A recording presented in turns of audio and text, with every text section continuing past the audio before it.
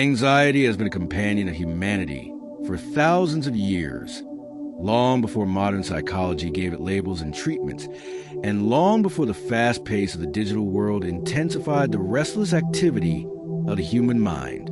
Yet among the voices of the ancient world, few addressed this inner turbulence with as much clarity and practical wisdom as Seneca, the Roman Stoic philosopher, statesman, and advisor who lived during the 1st century A.D.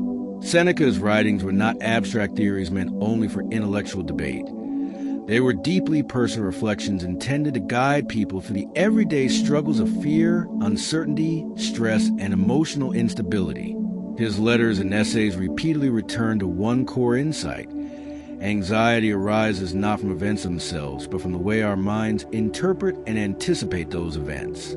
In this sense, Seneca anticipated a principle that modern cognitive psychology would rediscover nearly 2 millennia later. The mind is often the true source of suffering. According to Seneca, much of our anxiety comes from living in a constant state of anticipation. We imagine disasters before they happen. We rehearse painful conversations before they occur, and we mentally replay past mistakes as if doing so might somehow change what's already happened. Seneca believed that the anxious mind lives everywhere, except in the present moment. It dwells in a future that does not yet exist and clings to a past that cannot be altered. This constant mental wandering produces exhaustion and emotional instability. The Stoic solution, Seneca argued, is a deliberate discipline of attention, training the mind to return to the present task, the present duty, and the present moment. He wrote that we suffer more often in imagination than in reality, a simple sentence that captures the essence of his philosophy on anxiety. When a person learns to recognize the difference between real problems and imagined fears, much of their anxiety begins to dissolve. Seneca did not deny that life contains difficulties, losses, illness, and unexpected change. Rather, he believed that our response to these events determines whether they become sources of growth or sources of torment. The Stoic approach therefore begins with a distinction between what lies within our control and what lies beyond it. Our actions, judgments, and attitudes are within our power. External outcomes, other people's opinions, and the unpredictable turns of fate are not. Anxiety flourishes when we attempt to control things that are fundamentally outside our influence. A person who worries endlessly about the opinions of others, for instance, becomes enslaved to those opinions. A person who fears every possible misfortune becomes trapped in a mental prison of endless speculation. Seneca advised that the path to tranquility lies in redirecting our attention toward what we can actually shape: our character, our choices, and our responses. When we accept that the future cannot be perfectly predicted or controlled, we free ourselves from the exhausting burden of trying to manage the uncontrollable.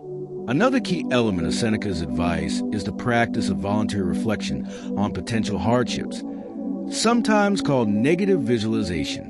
At first glance, this may seem counterintuitive. Why think about unpleasant possibilities if one wishes to reduce anxiety? Seneca's reasoning was subtle and psychologically astute. Anxiety often arises because the mind treats possible misfortunes as unimaginable catastrophes. By calmly imagining these possibilities in advance, the mind becomes familiar with them and their power to terrify diminishes. If one contemplates the possibility of losing wealth, reputation, or comfort, one begins to realize that life would still continue and that one's essential character would remain intact. This exercise transforms fear into preparedness. Rather than being shocked by adversity, the Stoic becomes mentally ready to face it. Seneca believed that the person who prepares their mind in this way becomes resilient because nothing arrives completely unannounced. In addition to preparing the mind for difficulty, Seneca emphasized the importance of simplifying one's desires. Much anxiety, he observed, comes from the endless pursuit of status, luxury, and social approval. The more things a person believes they must have in order to be happy, the more fragile their peace becomes. If happiness depends on wealth, then the possibility of financial loss creates constant worry. If happiness depends on reputation, then every criticism becomes a threat. Seneca proposed a radical alternative. Cultivate a mind that finds satisfaction in virtue rather than in external possessions. When a person values wisdom, integrity, courage, and self-discipline above all else, their peace becomes far more stable because these qualities cannot easily be taken away by fortune.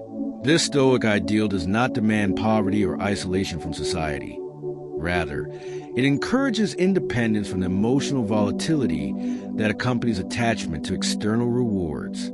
Seneca also warned against the destructive habit of comparing oneself constantly to others.